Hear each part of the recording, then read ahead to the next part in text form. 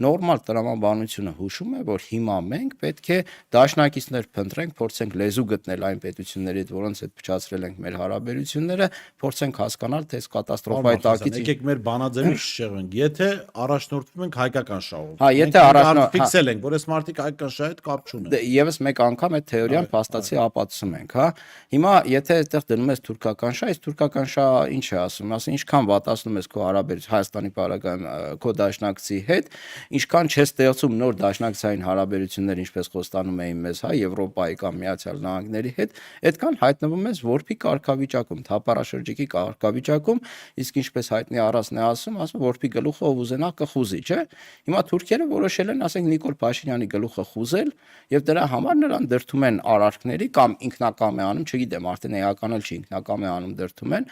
որպեսզի միայնակի կարգավիճակում, որփի կարգավիճակում հայտնվի իր հետ նաեւ Հայաստանը ու ինչ ուզենան անեն։